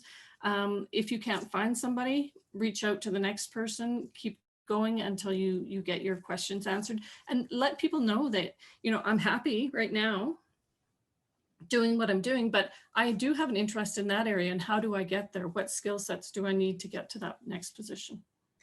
And then Lisa, I'm going to pick up on the point that Lisa made, which I thought was really, again, huge value. And that is that as you ask those conversations, or you have those conversations, as you ask those questions, and you develop that relationship with people across various parts of the company, really, they are your future advocates, are they not, Lisa? Yeah, absolutely. Guys, get a black book, carry it around with you, and write everything down. And it just is your resource book, you know, like what does a tie weigh? Length times width times height times 12,000 divided by 35. Like you'll have equations. There are things that you're going to learn, little secrets and tricks in that. But the honest thing is, like, you wonder like how to keep it going. So I like to think, I don't think about a job. Like when people are like, oh, are you going to retire, Lisa? That is a silly question. I am busy working on my life's work. I really believe rail is important to the economy, and it's important to our individual rights and freedoms. So I gave myself a why, because rail was like this prehistoric, and nobody understood what it was. And now we're starting to talk about the positive messages in it. So like, you really have a responsibility. If you've got children, if you've got your friends, like, we are Canadian and we've got this great country. It's this beautiful, resource rich country. We're lucky, but rail is not moving enough freight, you guys. It doesn't have enough people working in it.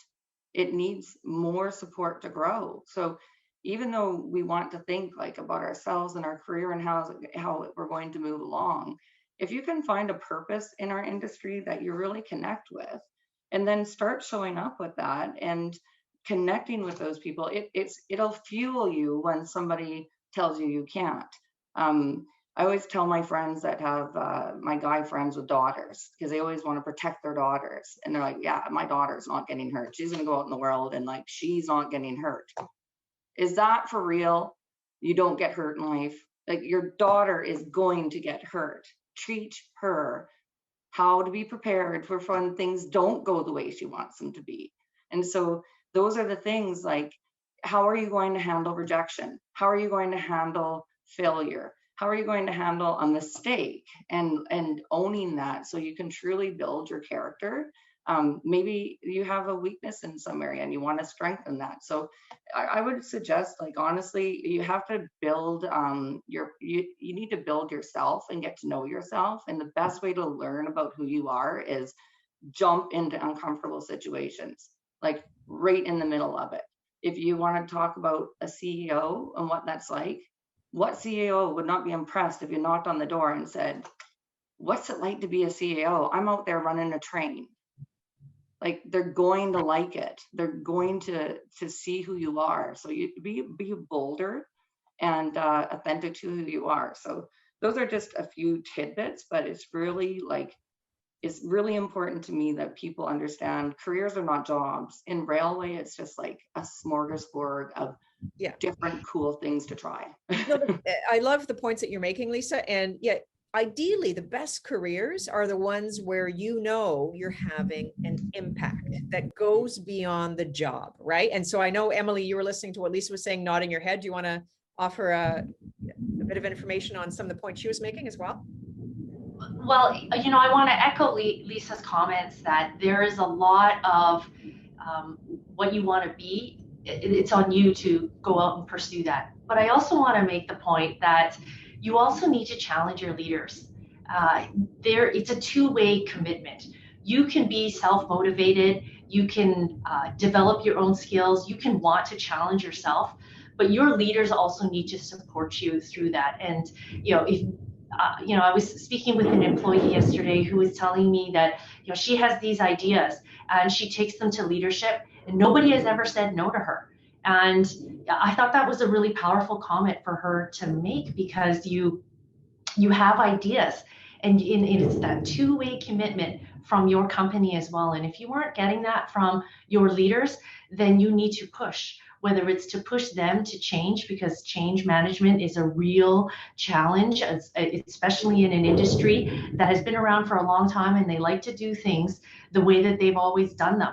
And if you want to change things and you can sell an idea based on the business model, you can see the progress that you can make, then challenge your leadership to do that, because you can be part of the cultural change. It's not always going to be up to you on your own to be a trailblazer. I certainly encourage you to do that. and to have that kind of self-confidence, but there is a mutual obligation there. So challenge your leaders to meet that. I just want to point out the huge booms that we're hearing in the background. There is a moving train in your vicinity heavily. So that is what we're hearing, right? Yeah, sorry about that. There's some shunting going on. I am in an active rail yard here, and there's a rail car about 30 feet from where I am right now. No, it is an industry that truly is 24 hours, 365 days of a week as well. So that's, that's why we are hearing what we're hearing. Operations do not stop for our discussions, which is, I'd say, a good thing. Let me pick it up on that, though. The operation is, rail never stops. Many of us are thankful for that because, especially through a pandemic like COVID-19, we see the importance of our supply chains, and rail's a big part of that. But what about that work-life balance? Emily, any advice that you can give to, again, some of the younger women on our panel who perhaps at some point, are going to be looking for more balance? Maybe they're going to be starting families, or, really want that time for themselves as well. Job is important, yes, but you do need that space to have your own life as well, which is your personal life, right? Any advice on that? It's true. And for those who participated yesterday, I really appreciated the honesty from people like Cleo Landucci and Francoise, who said, I'm sorry, you women, we cannot have it all. Work-life balance is not something that's easy to achieve. And I do believe that. But one thing that I've done in my career, particularly here at the railway, is that I have drawn lines. And so, for example, I have a hard stop at the end of the day because I'm the one who has to get to after school care to pick up my kids. Does that mean that I actually stop working at that time? No, because once the kids go to sleep and I've got dinner ready for the following night, then I turn the computer back on to get done. So, are you able to always have that perfect balance? The answer is no. I've made many sacrifices in my career to get where I am, but you can draw boundaries. And that was actually something that I learned from a member of parliament when she was elected. And she talked about how every night she wanted to be home for her kids to have dinner with them. And when everything was settled down in the family, then she would start up again. And that's the way that our own family operates. My husband, he is also a lawyer, and he gets home every night and we sit down as a family. That's our time with our children. But that is just the boundary that we can draw for ourselves. And then we go back to work. Is that ideal? No, I'd rather sit down on the couch and watch TV for the rest of the night instead of working again. But the railway doesn't stop, but it can pause for that moment when you need to take care of your kids. Anyone else want to jump in on the work-life balance question? Lisa or Darlene, perhaps, or? I had a boss tell me, if it is to be, it's up to me. So if it is to be, it's up to me.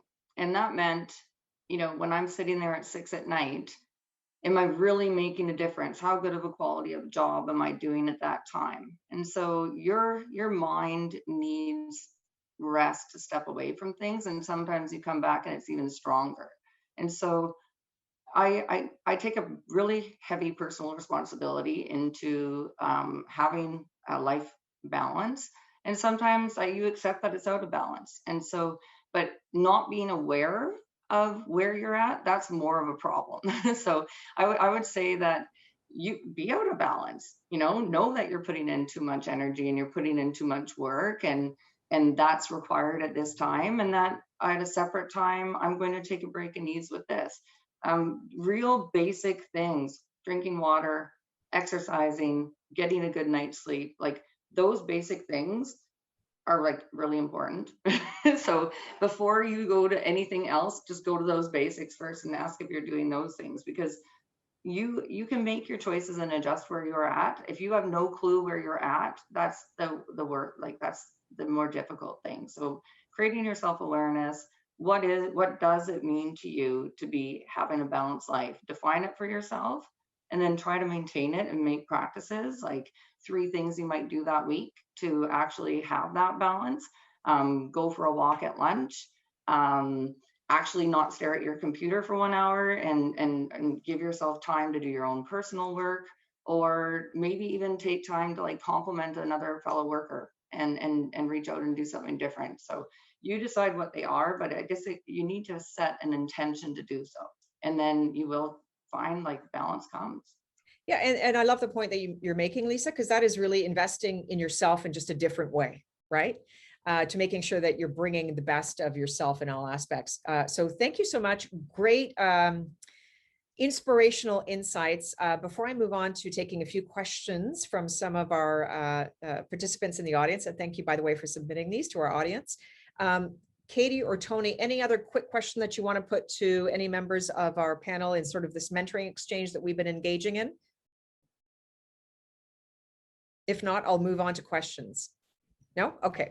So I'm going to move on to some of the questions that we have submitted from those in our audience. So first question from an anonymous attendee asking or saying, there is a lot of talk about moving up to higher, more powerful roles as women, and most of it seems to be focused on university backgrounds. How can someone like me, an apprentice working in a locomotive shop working towards my Red Seal, work towards the next step after achieving that goal? What would someone like me need to do to overcome not having the university degree that is listed on most job postings at levels that are above working in the shop with a trade? So that upward mobility, that's an excellent, excellent question. I'll open that up.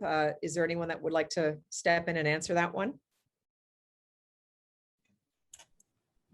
But first, I'll step in. Go ahead, Darlene. All I was going to add was you quite often see that there's all of these requirements that you need on that position. That's never stopped me. I'll look at it. If it's a position that I'm interested in, that I think that I have skill set for, just because you don't have a university degree, just because you don't have a couple of things listed on there, you may have a whole lot of other things that you're going to bring to that job. And I wouldn't let that stop me from applying for anything. Anyone else? I'd like to add to that point by saying that, again, getting back to challenging your leaders. If there's a job that you want within the rail industry, many of them require specific skills, whether it's university or otherwise. Challenge your leaders to say that is something that you want to pursue. Let me go and take another course. Help me to improve my skill set. And oftentimes your employers will support you through that. I know that here for our job postings, whenever we require a technical skill, most of our job postings will say or equivalent experience. And that is what anybody can bring to the table based on their experience. So you can have technical qualifications, you can challenge your leaders to continue to help you grow and broaden your skill set. And then getting back to what I was saying earlier about, let's just call them basic skills. If you have the ability to be courageous and lead people, if you are a great communicator and you have the ability to work through challenges and you're a problem solver. I look at our chief mechanical officer, his job is to problem solve. And that's the kind of skill that you don't actually learn in university, quite frankly. And so if there's a job that you want, I think that people can strive for more and demand that their companies support them through that. Yeah, and I'm just gonna, if you'll allow me, I just want to make a point on the soft skills, because I know the point they made earlier is sort of, why don't we call them hard skills? Why do we call some soft? But I mean, in truth, I think soft skills, and many people across the education sector have said this, sometimes, and especially now in this era of innovation and transformation across industries, those are sometimes at higher value than some of the technical skills, because as technical or, hard skills, and I'll put that in the same bucket sometimes, as jobs change, the technical upgrades can be done, right? We can facilitate or upgrade or upskill someone with a technical ability. But to some of what you pointed out, Emily, sometimes those soft skills are harder to develop. You say, a lot of people have them naturally. A lot of people don't have them naturally too. Sometimes it's really hard for people to develop, to be really strong and good listeners, right? Or great communicators. And some people really have to work at that. I think sometimes we underestimate, if we have that skill set, that it's perhaps not as high value as it might be. But, we know in an era of transformation, soft skills, digital skills as well, really highly valued. as well as leadership. And so I love the point that you're making, Emily, on encouraging women to seek out maybe what they're missing from an educational standpoint, or to maybe just try to have that conversation. How do I make up for something that I'm lacking, and to find the answers. So thank you for that. And I'm going to move to another question from a member of our viewing audience. So this is for Lisa. Lisa, this question is from an anonymous attendee, asking or saying that T-Rail is rumored for being an industry leader in hiring and retaining women. I'm not sure what the exact percentage is of women in your company, but that said, it is said to be far beyond what any other company in rail has. Is this true? If so, how did you accomplish this?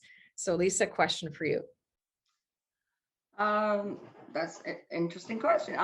You know what, T-Rail is, it's a business for any human that wants to share a career in the rail industry.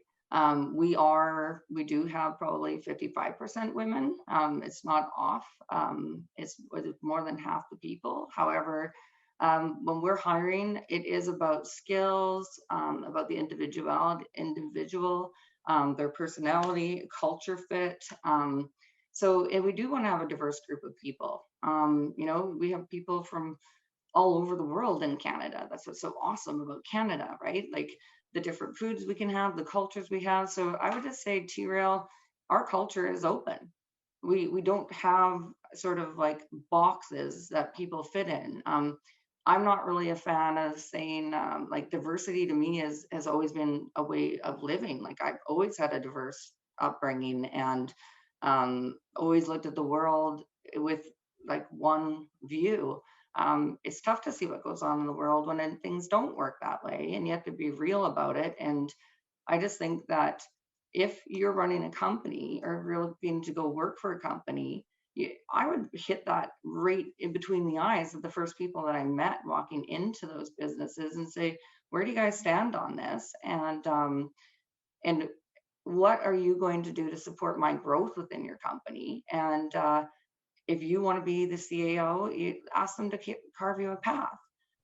They do a lot of tests and on your personality. We should probably get that for everybody on the panel. It's like, get your personality, your profile tested, really know who you are as a human, and then develop those humans. So it's not about staff, employees. The world today is about collaboration, having a team work together, our customers, our vendors. We work on a philosophy of better together.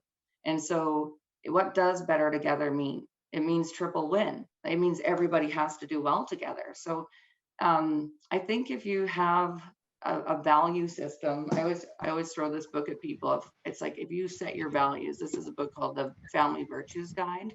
It has very good value explanations. Pick a few for yourself. Decide what your values are, and then go out in the world and figure out where do the companies and corporations I want to work with tie into my value system. And that would probably be more important to define what a company is and its culture, is the way they think, the way they work, and what they stand up for. So I hope I answered that question.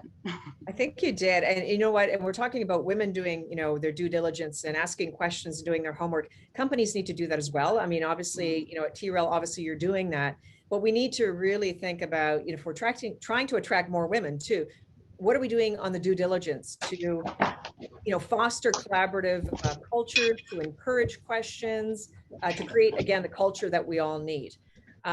So what I'd like to do is just move to, someone just closed the door. That's okay. It's the nature of digital conversations.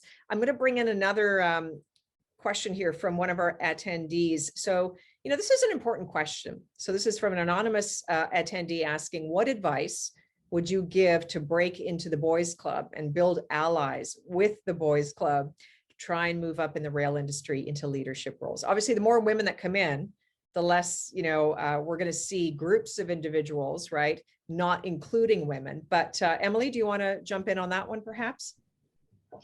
I think the starting point is competency. Nobody wants to be that person who just got hired for being a woman or for filling some checkbox on the diversity list. So let your performance speak for yourself. be the best that you can be out there when you are working out in the field. And that's the starting point. But I think that there are many people who can be competent. The next level of that is to advocate for yourself. So as I was saying earlier, go to your managers and go to your managers' managers and ask them for what you think you want, whether it's to improve your skill set or to move or to receive some leadership training, because they have responsibility. I have a responsibility to foster that kind of growth in another person. And so, you know, when I talk about having visible diversity people in leadership, part of our job is to lift people up, for us to recognize people like Lisa and I, for us to recognize that we have to be champions for those people that we recognize that are competent, that are dedicated, that have integrity, and have all of the skills that we want to see in leadership positions, and then to cultivate that, bring them up through the ranks. Again, I don't want it always to be on the obligation of the individual to only motivate themselves, because you're only going to get so far. I look at myself here at Southern Railway. It took somebody else to open the door and let me in. And now I'm here and I have to earn it every day. And I think that's the same for a lot of people out there, is be competent, be your best, and then inspire those champions around you to bring you along. Yeah, all really, really valuable information. So thank you for that, Emily. I do want to draw everyone's attention to, I know there's a poll. So if you're in our audience and you see the poll popping up, hopefully we'll see that shortly. And there it is there. If you would be so kind as to fill out our poll, it really does help gauge and measure how effective these conversations are. They are high value. And thank you to all of our panelists who are taking part. But as we sort of close this part of our conversation, I'd encourage everyone to take part in that poll. So while everyone is doing that in our audience, I would like to thank all of our panelists. You've been wonderful, really high value information and insights. So I want to thank everyone. Katie Patmore, a trainmaster at CP, former student at Lambton College, who's been joining us. Tony Nicholas, a conductor at Can-Do Rail and Terminals, also a former student. Started out in university. We heard some of that story, and then transferred to State College. Darlene Nagy, a hazmat program manager at CP. Lisa Tunningley, president at T-Rail, and Emily Mack, director of corporate affairs and general counsel for Southern Railway of British Columbia. So again, thank you for all of you joining us. Just to do a little bit of a summary of some of what we heard. It's been a lot, but as we heard, from our first day of conversations on women in rail, companies that hire more women do better. We know that companies with more female executives in decision-making roles generate stronger market returns. They see superior profits. And some of what we discussed today, when it comes to how key diversity is in innovation, research does show that those companies that have more diverse teams see greater productivity. They see a 6-fold greater increase in how quickly they can innovate.